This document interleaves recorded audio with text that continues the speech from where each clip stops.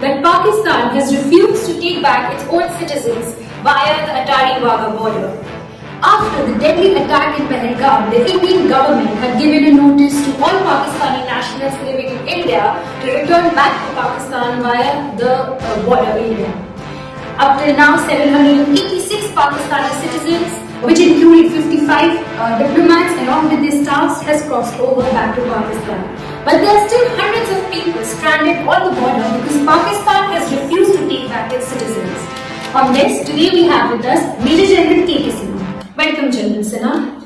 Sinha sir, इसके ऊपर आप हमें बताइए कि पाकिस्तान ने अपने ही लोगों को, अपने ही सिटीजन्स को वापस लेने से मना कर दिया है, तो इसके ऊपर आप हमें इन डेप्थ एनालिसिस हमारे दर्शकों को दे सकते हैं कि इसके बाद क्या होगा। एक तो पाकिस्तान क्यों अपने लोगों को वापस नहीं ले रहा, और इसके बाद इंडिया एंड पाकिस्तान की रिलेशंस में क्या इंप्लीकेशंस हैं। खुशबू, after Pahalgam, a lot of things are happening and the government is the first time has taken very hard decision.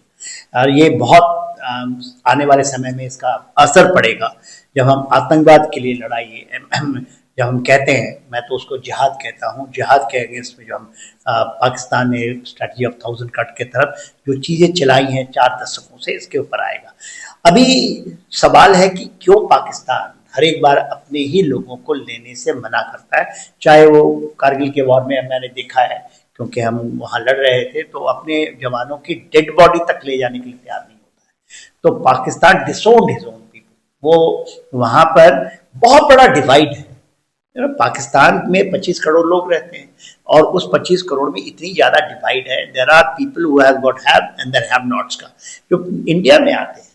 और दूसरा आयाम है जो आप आज इसकी बात करें, जो पाकिस्तानी प्रॉपर वीजा में आए हुए, और वो शायद इंडिया में उनकी अपनी रिलेशनशिप है इसलिए आते हैं।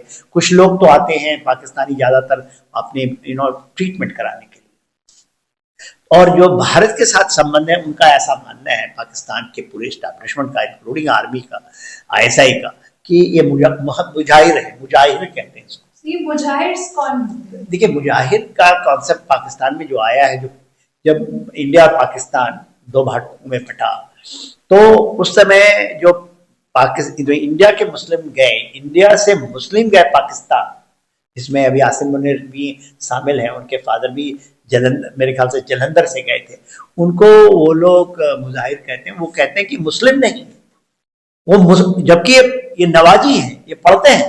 बड़ी विडंबना है वहाँ विडंबना है, सिया सुन्नी की डिवाइड है, मुहाजिर की है कि मुहाजिर को मानते ही नहीं है और कि ये लोग मुस्लिम हैं। तो ये इसलिए भी है। और देखिए, वहाँ के जो चेक पोस्ट हैं, खास करके आप वाघा बॉर्डर जाएंगे, अटारी वाली बॉर्डर पे, तो वहाँ पर रेंजर्स हैं, या वहाँ के जो जितने भी एम्बेसी के लोग हैं जो वहाँ पर मुहैया कराते हैं, वो चेक करते हैं। वो लोग एम्बार्केशन जिसको ये कहते हैं पॉइंट में, वो इनको इसी नज़र से देखते हैं। दूसरा, ये जो यहाँ आते हैं, देखिए बड़ा सरप्राइजिंग है कि कश्मीर के अंदर से इतने उसमें इलीगल इमिग्रेंट्स भी हैं जो कि बिना किसी डॉक्यूमेंट्स के आए, जो कि बहुत बड़ा थ्रेट है। और ये OGW के साथ जो हमारे भारत के तो हैं ही कुछ लोग, तो एक तरह का सप्लाई चेन इकोसिस्टम का यह हिस्सा भी है। ये लोग पूरे भारत में यहाँ तक कि नॉर्थ ईस्ट तक चले जाते हैं, और ठीक है, जो कि लीगल डॉक्यूमेंट्स में, नॉन लीगल डॉक्यूमेंट्स में वो बांग्लादेश के थ्रू आते हैं, नेपाल के थ्रू आते हैं। तो एक बहुत बड़ी संख्या है। पहली बार भारत सरकार बहुत सख्त है, सभी राज्यों को उन्होंने ये दिया है कि आप जाएं। 1 मई का दिन था, 22 अप्रैल को ये हुआ है। उसके बाद डिसीजन, 2 दिन के बाद ये डिसीजन आई है, जो CCS की मीटिंग हुई थी, उसके बाद इसको जमीन के ऊपर में, और सेंटर ने सभी स्टेट गवर्नमेंट्स को बोला था कि आप इंश्योर कीजिए। तो ये अभी आपको फिगर दिख रहा है, बट ये मेरे अनुसार, मेरे आकलन नहीं कहते कि ये 100% लोग इलीगली आए हैं वो। तो ये एक बहुत बड़ा थ्रेट है ये, और ये हमारे सिस्टम में, हमारी सोच में, हमारी चीज़ों में के कारण ये लोग शायद हम मानवता के एंगल में और सब चीज़ों को हम बट आप ये भी देखिए जनरल सिन्हा कि ये क्या एक देश के बारे में दर्शाता है। जैसे कभी भी प्रॉब्लम जो इराक में आया था, अफगानिस्तान में आया था, जब हमें अपने सिटीजन्स को, इंडियन सिटीजन्स को वापस लाना था, तो इंडिया सबसे पहले अपने लोगों के लिए, और अपने नहीं बहुत देशों के लोगों के लिए खड़ा हुआ। लेकिन पाकिस्तान एक ऐसा कंट्री जो अपने सिटीजन्स जिनको लीगल राइट्स मिले उनको वापस लेने के लिए एकदम मना हो गया है, और अभी वो सब बॉर्डर पे स्ट्रैंडेड है। तो वो क्या एक कंट्री के बारे में दर्शाता है? पाकिस्तान के बारे में तो this is one of those gone cases, country ही ऐसा है जिसके अस्तित्व पे ही सवाल है। देखिए, आपने एक बहुत अच्छे सवाल किया है कि भारत अपने लोगों को जो कहीं भी हो, किसी भी त्रासदी में फंसे हो, तो उसको लेके आता है। देखिए, अफगान जो आपका रशिया यूक्रेन वॉर हुआ था तो ऑपरेशन गंगा चलाया था। इसी तरह यमन में जब हुआ था, जब इराक में हुआ था आईसिस की, उस समय भी जो भारतीय फंसे थे उसको सबसे पहले और वॉर फुटिंग एंड इंश्योर्स की ईच एंड एवरी आई। देखिए, यूक्रेन से जब लाया गया था तो वहां पर कुछ हम पाकिस्तानियों को भी लेके आए थे, तो वो हमारे एक उभरते हुए देश की अपनी कैपेबिलिटी एंड कैपेसिटी को दर्शाता है। पाकिस्तान तो नाम तो वहां पर है कि वहां पर भी सियासत है, और सियासत होती नहीं, वहां पर पूरा का पूरा ये चीज है आईएसआई और पाकिस्तान आर्मी। और पाकिस्तान आर्मी अपने को वहां के राजा समझते हैं, वो नहीं समझते हैं कि वहां 25 करोड़ की जनसंख्या है, उससे ऊपर मानते हैं अपने कि वी कैन डिक्टेट टर्म्स, हम ऐसे ही हैं। और देखिए, वो दूसरे देशों में जाके बसते हैं, वहां पर उनका निवेश होता है, तो करप्शन हाई है। तो पाकिस्तान जैसे बना 47 और 47, हमारी दोनों की एक ही इतिहास है, हम निकले हैं। Two nation theory was absolutely wrong, जिसको मैं कभी भी नहीं मानता हूं। एक देश, अभी तो 3 स्टेट है, बांग्लादेश भी बन चुका है, 3 नेशन थ्योरी हो गई है। तो उसमें मैं ये मानता हूं कि उसी जगह से हम चले थे, मगर इनकी जो जिहादी सोच है, जो इनकी सोच ही में कहीं ना कहीं जो जिन्ना ने बनाया, और जिस तरह से पाकिस्तान का निर्माण हुआ और वहां मिलिट्री हावी हो गई, जितना समय अरसा है अभी तक जिंदगी है, पाकिस्तान का जीवन है, उसमें तो आधा समय तो वहां के लोग, और उनको total as a martial law चलाया है। तो ये, और गुर्बत बहुत ज्यादा है, गरीबी बहुत है, सेक्शन में डिवाइड बहुत है। और देखिए, बलूच, सिंध, पश्तून्स, इसमें सब लड़ते हैं, और इसी के कारण ये ओजेडब्ल्यू के बारे में बात किया, ओवरग्राउंड वर्कर्स को, जो एक बहुत ही डेंजरस सिचुएशन इंडिया में है, उसके ऊपर आपको क्या लगता है इंडिया को क्या करना चाहिए, और उसके बारे में अगर आप हमारे दर्शकों को समझा सकते हैं? देखिए खुशबू, हमने बहुत लंबे समय तक जम्मू एंड कश्मीर में ऑपरेट किया हुआ है। वहाँ बड़ी, और मैं जब सेकंड लेफ्टिनेंट था 79 में जब कमिश्निंग हुई, तब से मैं वहाँ रहा हूँ, और मैं पोस्टेड था वही पलनवाला का इलाका में। हम लॉन्ग रेंज पेट्रोलिंग में जा करते थे। जब हम जाते थे तो हम देखते थे कि लॉन्ग रेंज पेट्रोल जो एक महीने से ज़्यादा होता था, तो हम वो देखते थे कि उनके घरों में जिन्ना की फोटो, कहीं पर भी आपको गांधी, नेहरू, ये सब की फोटो नहीं दिखती थी। उनके पाकिस्तान के झंडे, और ये सब हमारे, हम सब पेट्रोल रिपोर्ट में डालते हैं, सबको पता था ये। तो उस समय से जो उनकी सोच कि वो अपने को पाकिस्तानी ज्यादा मानते हैं, ये इंडियन कम, धीरे धीरे उनका इंटीग्रेशन हुआ, और अभी तो काफी चीजें बदली हैं। मगर ओजीडब्ल्यू जो बात कर रही है, ओवरग्राउंड वर्कर्स, उनकी तादाद बहुत ज्यादा है। एक कंजर्वेटिव तादाद जो देखा गया था, कंजर्वेटिव तरीके से, जो उस समय पीडीपी की गवर्नमेंट थी और बीजेपी भी सत्ता में थी, तो उस समय के एक आंकड़ा आया था कि 12,000 के आसपास में है ओजीडब्ल्यू जो हार्डकोर। इसमें कुछ सिंपैथाइजर हैं, कुछ हार्डकोर हैं, कुछ तो मुहैया करवाते हैं, इकोसिस्टम का हिस्सा है।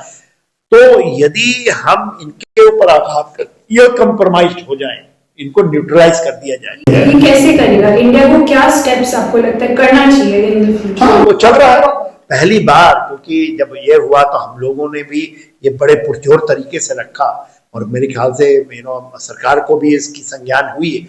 वो पहले ह्यूमैनिटेरियन एंगल वो सोचते थे, winning the heart and mind of people, ये इंटीग्रेट हो जाएंगे, मगर आपको पहलगांव का पूरा दर्शाता है कि they are not been integrated. उनकी सोच में वो जिहादी सोच है, वो ऐसे ही रहेगी, वो एक रेडिकलाइज्ड वे में रहेगी। और ये तो कुछ भी कर, पहले तो आपको पता नहीं होगा, ये ओवरग्राउंड वर्कर इतने होते थे। बुरनवानी का केस होता था, यदि कोई एक टेररिस्ट मारा जाता था, पूरे गांव के पूरा गांव वहां आ जाता था सुपुर्द खाक के लिए, भारत के अगेंस्ट में नारे लगते थे। पर हम लोगों की शॉर्ट मेमोरी, हम भूल जाते हैं। हमने कहा कि इन्होंने अपना सोच बदल दिया, ऐसा केवल डेवलपमेंट से, या उनको हम चाहते हैं कि इंटीग्रेट हो जाए, या जब अपने को कंपेयर करते हैं पीओके से, इनकी सोच नहीं बदलती है। और चाहे आप कुछ भी करो, इसका एक पैटर्न है, एक तरीका है। पहली बात तो OGW पर आपघात हो रहा है। मुझे ये यदि विश्वास हो, यदि मिला 80% जो ये आप बोलते हैं ना आतंकवाद की लड़ाई आप जीत सकते हैं केवल ओवरग्राउंड, 20% तो आप घुस के मार सकते हैं, खत्म कर सकते हैं, पीओ को ले सकते हैं।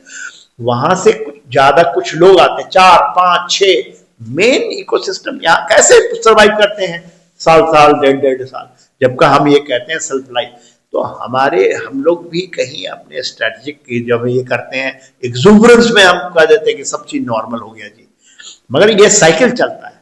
ये ऊपर आएंगे, फिर मार्केट होगा तो नीचे आएंगे, फिर ये साइकिल 4 दशक से चल रहा है। और इसमें हमारे सिक्योरिटी फोर्सेस के जो स्ट्रैटेजी में या सोच में, winning the heart and mind, not all stories, ये सब रास्ता दिखाते हैं।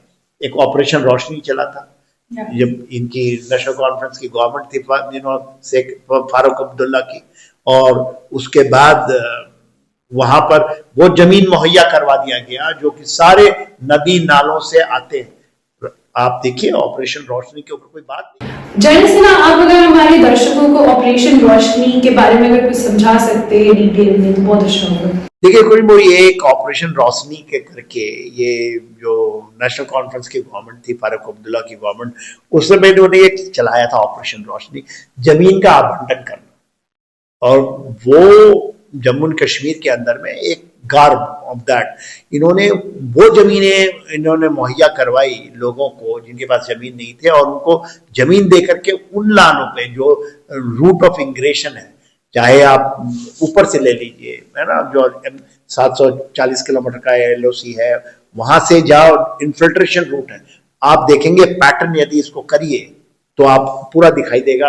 या जम्मू के नीचे से जो सकड़ बल्ज के इलाके से जो भी है, वहां पर इन्होंने जमीनें आवंटन करके लोगों को बैठाया और इकोसिस्टम में शामिल किया है। और वही OGW भी है, वही, और दूसरे तो मिले ही हुए, पूरा इकोसिस्टम। आप बताओ, जो पहलगांव इतना डीप, ये लोग सोचते हैं कि पहलगांव है कहाँ, पहलगांव LOC से बहुत दूर है, और वो पीर पंजाल और इधर हिमालय हम बात करते हैं, वहां पर है अमरनाथ के जो पहाड़ी, उसके नीचे बहुत दूर है। और वहां पर इतने दिनों से आए हुए अभी भी वो नहीं मिल रहे, उन्होंने पूरा जगन्नाथ विदार किया और वहां के लोग बचा रहे। तो ये जब तक हम नहीं समझेंगे, और India is very much divided, हम लेफ्ट सोच के हैं, हम तो ये मानते, this are done by this people. Thank you general Sinha. Viewers, अगर आपको ये वीडियो अच्छा लगा और ऐसे और वीडियोस आप देखना चाहते हैं तो हमारे चैनल स्ट्रैटेजिक दर्शन को सब्सक्राइब कीजिए।